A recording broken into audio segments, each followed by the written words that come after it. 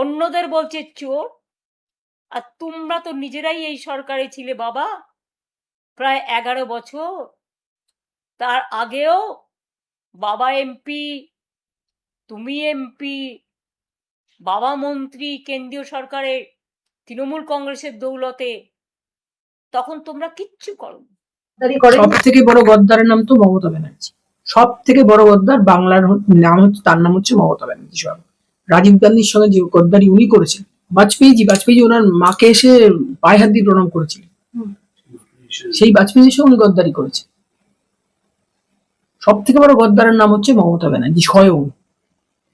শঙ্করনাথ তোলার বাইরে আর ভালো কোনো ইনস্টিটিউট আছে বলে আমার তো জানা নেই। তিনি পারলে তো শঙ্করনাথ তোলাও দেখাতে পারেন। উনি হয়তো পালিয়ে যেতে চাইছেন, পাতি কথায় উনি হয়তো পালিয়ে যেতে চাইছেন। বাপ কেউ ছাড়ে না। দেখুন, শশী পাজা মানে অজিত পাজার ছেলের বউ, ডক্টর কি আমি জানি না, প্রসূন পাজার বউ। আমি তখন তৃণমূলটা করি না, ভালো তৃণমূল কি খারাপ তৃণমূল আমি বলতে পারবো না। কাকলিদি দেখলাম, আমি আজকেই কোন একটা খবরে দেখছিলাম, কাকলিদি বোধহয় প্রধানমন্ত্রীর পাশে বসে আছেন, আর তারও আগে বসে আছেন সুদীপ বন্দ্যোপাধ্যায়, আর কাকলিদির পেছনে বসে আছেন শতাব্দী রায়। সেখানে দেখলাম এই চ্যাপ্টারটা মানে উঠেছে। কাকলিদির কাছে কিন্তু Shashi Panja being a political leader নয়, বিং একজন স্টুডেন্ট যেতেন। তো এখন দেখছি, আমি দেখছিলাম, আপনার দাদাও দেখছিল, যে কাকলিদি আর শশী পাজা দাঁড়িয়ে কথা বলছে। কাকলিদি বললেন যে 1987 সাল থেকে শশী পাজা আমার কাছে স্টুডেন্ট হিসেবে আসেন।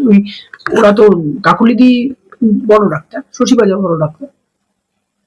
কাকলিদি কিন্তু রেডিওলজিস্ট, ওনার কাছে নাকি কি একটা ব্যাপারে শিখতে আসেন শশী পাজা।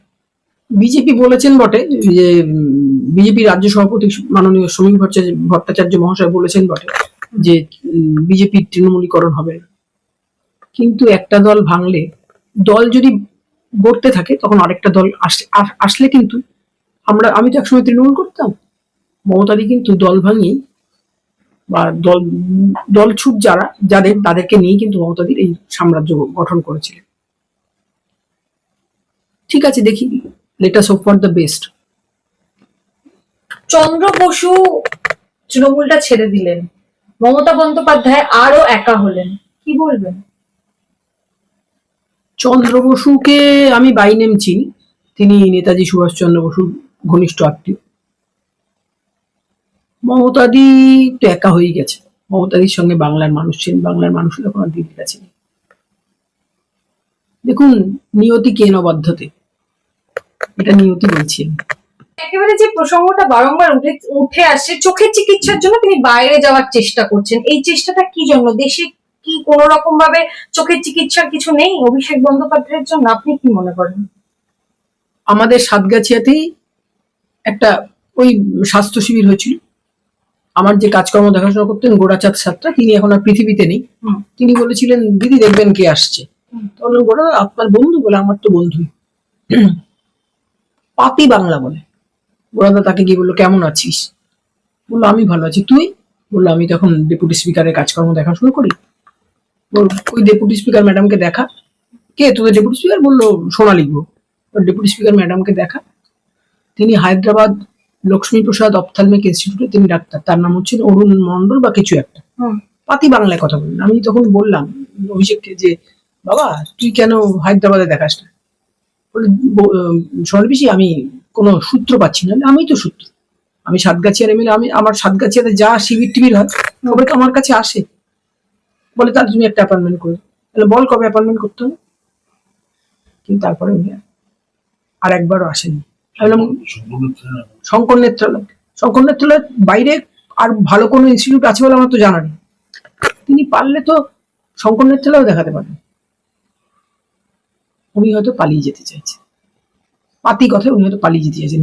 বাপ কেউ ছাড়ে না। শেষ প্রশ্ন, সুমিত রায় তার আত্মসহায়ক, তার মামলাও খারিজ হয়ে যাচ্ছে, আগাম জামিনের যে মামলা সেটাও কিন্তু খারিজ হয়ে যাচ্ছে, গ্রেফতারির পথে চলে যাচ্ছে সুমিত রায়, কিন্তু সুমিত রায় এখনো পলাতক। ওই আবার একটাই কথা, পাপ বাপ কেউ ছাড়ে না। তিনি মমতা ব্যানার্জি হোক আর সুমিত রায় হোক, মমতা ব্যানার্জির সঙ্গে সুমিত রায় কখনো তুলনা চলে না। সুমিত রায় তো অভিষেকের বন্ধু বলে, কিন্তু সব থেকে বড় গদ্দারের নাম তো মমতা ব্যানার্জি। সব থেকে বড় গদ্দার বাংলার নাম হচ্ছে, তার নাম হচ্ছে মমতা ব্যানার্জি। সব রাজীব গান্ধীর সঙ্গে যে গদ্দারি উনি করেছেন, রাজীব গান্ধী ওনাকে কি দেননি। ওনার যখন মাথায় 1990 সালে 16ই আগস্ট মারলো লালু আলম দিদির, তখন কিন্তু he was about to death. Rajiv Gandhi বলেছিলেন যে কাহা চোট লাগা মমতা, খুলো খুলো। তিনি তখন মাথায় পট্টি করে থাকতেন, লিখতা গেহারা চোট। আমি অত ভালো হিন্দি বলতে পারি না। রাজীব গান্ধী বললেন যে তোমাকে আর যাদবপুরে দাঁড়াতে হবে। যাদবপুর অনেক বড় কেন্দ্র, ওনাকে যাদবপুর থেকে দক্ষিণ কলকাতায় নিয়ে আসলেন, যুব কংগ্রেস সভাপতি করলেন। বাজপেয়ীজি ওনার মাকে এসে পায়ে হাত দিয়ে প্রণাম করেছিলেন। সেই বাজপেয়ীর সঙ্গে উনি গদ্দারি করেছে। সব থেকে বড় গদ্দারের নাম হচ্ছে মমতা ব্যানার্জি স্বয়ং।